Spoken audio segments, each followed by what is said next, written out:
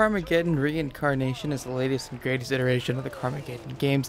Think of it as the newest in the Warcraft franchise, except actually fun. In essence, it's another car racing, pew pew pew, gotta go fast type racing game. But much like if you remember back to my second piece here on Steam first on Ocean City Racing, Carmageddon Reincarnation, aside from the fantastic title, has a few twists. Ocean City Racing's was the free roam, both in and out of vehicle, though limited to a tiny area. It was still pretty cool. Carmageddon's is that it's a racing game on the outside that you can choose how to play. Now that might sound a bit odd at first. Choose how to play? I could always choose how I play a game. Please elaborate.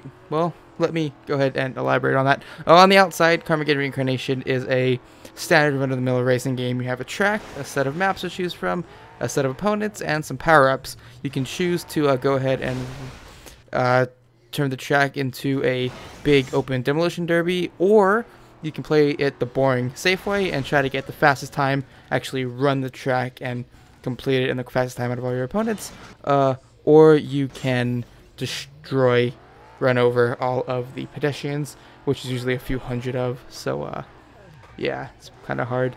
You can do all those things to take the victory. Okay, so it's more of a choose how you want to win type dealio, but you get what I mean here. You still have to choose how to play in order to accomplish that method of winning. So that was just waste of time with that last little bit I just said. Anyway, the game is in pre-alpha right now, so it's kind of hard to talk about a lot of things, like how laggy the game is, regardless of what settings you set, or how poorly the vehicles actually handle, which might be intentional to add to the whole mayhem of it all.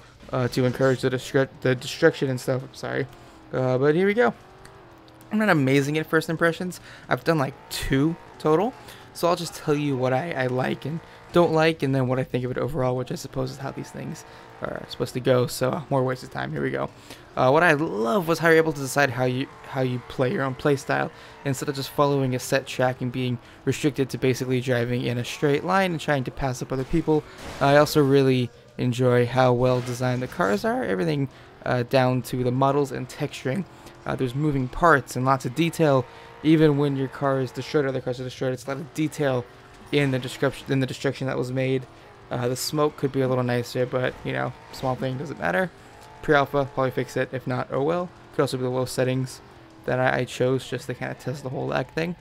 Anyway, the cars aren't all weird and deformed like in Ocean City Racing, cough cough, with windows that look taped on and doors with painted on handles. You can actually see the doors and the windows are actually there. They're not just kind of taped on and plastered there. It's an all flat looking, it's actual dimension. Like in the one you'll see throughout this video with the spinning drill of death on the front, it actually moves. That's so awesome, a moving drill on the front of a car. Who'd have thunk it? Another thing is how emphasized the destruction is. You can really see the damage you're doing and that's being done to you as well. It makes the whole destructive playstyle a lot more satisfying. As I mentioned earlier, the poor handling of the cars is a 50-50 thing for me. I love it because it ties into the wrecking of other cars, and on the flip side, the challenge of avoiding the wrecking of your car, and B, makes it a lot more challenging to actually race and hinders the overall ability to do stuff. If you're trying to play the boring route and you want to actually do the track, it's kind of difficult, and it will probably end up in your car being wrecked or end up taking another route inadvertently. Otherwise, it's cool. If that's intentional to encourage us to play the destruction route, great, cool. If not, devs, please fix.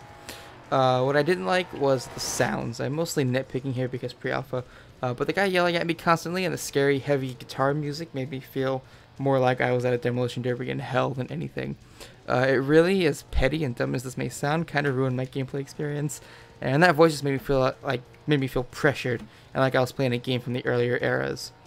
The game is, like I said, in pre-alpha. That's the part that won't be fixed. Again, the whole heavy guitar music and the voice ties into the whole nature of the game.